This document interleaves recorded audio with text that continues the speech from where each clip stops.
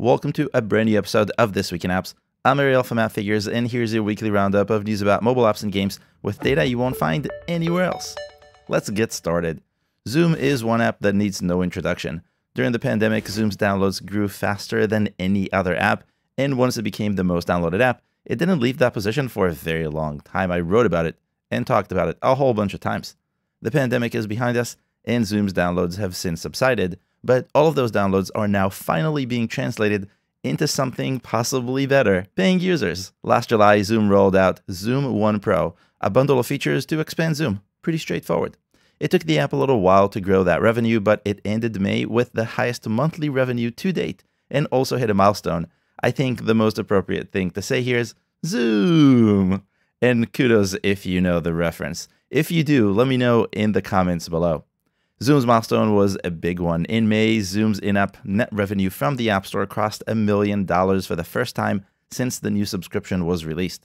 In fact, according to our app intelligence, Zoom earned $1.2 million of net revenue, and that's what Zoom gets to keep after giving Apple a share from the App Store in May. In total, Zoom earned $4.6 million of net revenue from the App Store since launching Zoom One Pro in July of 2022.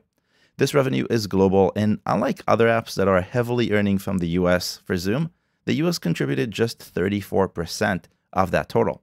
That's a hefty amount, but really not as large as you'd expect for a productivity or business tool. I expected twice as much easy. Japan, United Arab Emirates, Canada, and Brazil complete the top 5 contributors. Together with the US, the top 5 countries added up to a little more than 50% of Zoom's revenue, which amounts to about $2.5 million of actual revenue. The complete list is long and stretches all the way down to Nepal and Yemen, which together earned Zoom about $1,000 total. That's kind of crazy. This type of distribution for revenue on the App Store is really not common, but of all apps, this could be expected from an app as prolific as Zoom. Are you still on Zoom? I've been getting a lot of questions about whether ChatGPT's release will end all third-party apps. Now that the official ChatGPT app has been out for a few weeks, I can share more than just my opinion. And if you missed my opinion, I'll drop a link to that in the description below because it's still relevant. So first, let's talk about the environment ChatGPT entered. I took the top 3 third-party ChatGPT apps, which are Ask.ai, Genie, and Chat.ai, and follow their revenue on a weekly basis before and after ChatGPT's release. And this is all focused on the App Store because ChatGPT isn't available for Android just yet. In early May, just before the official release, the 3 were earning $92,000, $511,000, and $805,000 respectively, according to our estimates. And that's all net, meaning what the developers get to keep after Apple takes a share. That's a lot of money. A lot of money.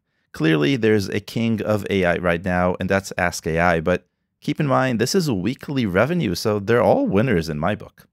ChatGPT rolled out and in its first week earned $164,000. Very respectable. The competition stayed fairly the same that week. The following week, ChatGPT's net revenue more than doubled to $446,000, and that's where we also started seeing competitors dropping a little bit, but really only a little bit. A little for Ask.ai, a lot for Genie, but overall, not as much as you'd expect. But then ChatGPT's growth actually slowed down really that fast.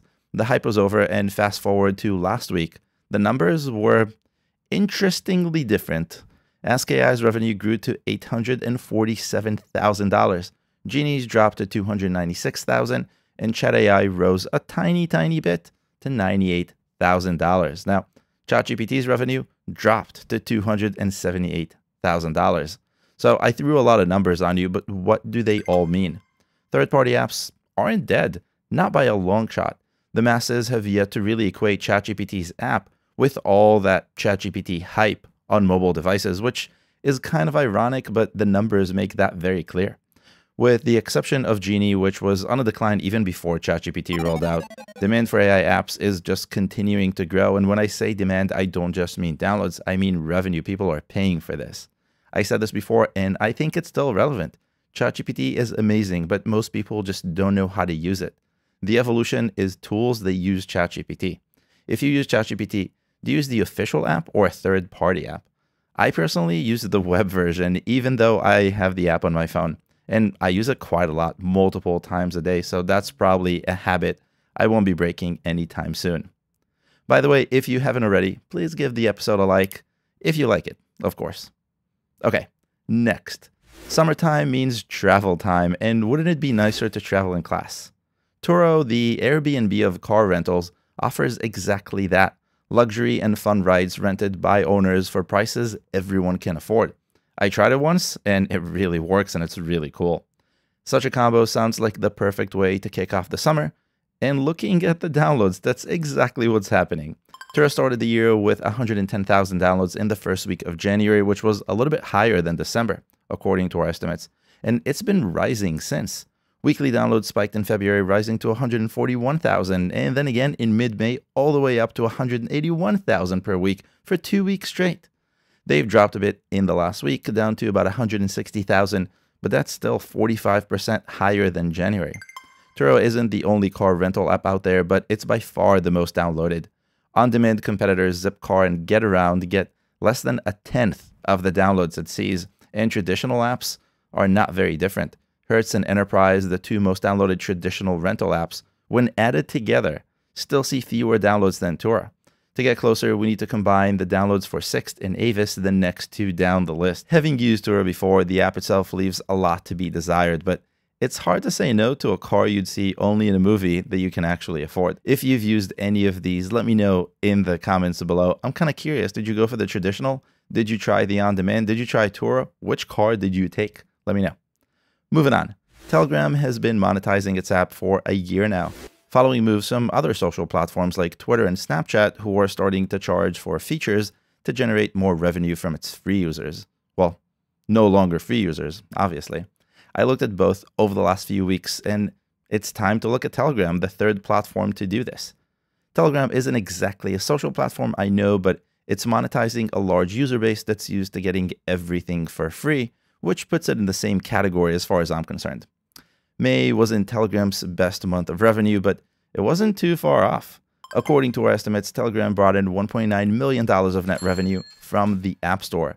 That's a small increase from April, but a big increase from last year. Telegram's biggest month of revenue was February, where net revenue from the App Store spiked all the way up to $2.3 million, and that's net, so that's what Telegram got to keep after giving Apple its share. The spike marked a shift for Telegram's revenue, and while growth since has been kind of slow, it's much higher than 2022. A year in, our estimates show Telegram has earned $14 million from the App Store. The majority of revenue did not come from the US, but rather from Russia. The US was right behind it.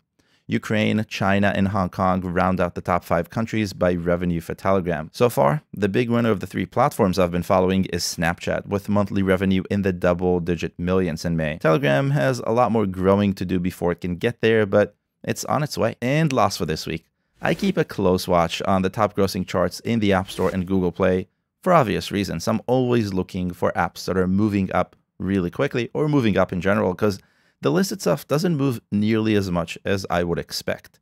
So when I find an app that's moving up consistently or fast, I know that there's significant growth. The app driving this insight is Life360, a family tracker and a private chat app that's been on the list for a very long time. It's now at the highest rank it's ever been. According to our App Intelligence, Life360's mobile net revenue from the App Store grew 35% in May. 35%. In more absolute terms, it rose from about $10 million in April to $13.5 million in May, the biggest month in revenue for the app. Revenue came almost in its entirety from the US, which contributed 92% to the total. The UK, Australia, Canada, and Japan round out the top 5, but it's really all about the US for Life360. Now, unlike revenue, downloads have fluctuated a lot. So far in 2023, downloads are down a bit when compared to January. Not enough to be alarming, but enough to say they're down. Downloads going down while revenue is going up is an interesting trend I've shown a few times over the last few months. Subscriptions are to thank for this, but beyond just having a subscription, a good portion of growth will come from optimizing how you offer that subscription, when you offer that subscription, and how you price it. If you're monetizing with subscriptions, make sure you always optimize for those. I do it in that order, but you don't have to follow as long as you're optimizing and experimenting. And that's all I have for you this week. If you've learned something new, make sure to give the episode a like and let me know in the comments which insight you like the most and which insights you would like to see more of. I'll see you next week.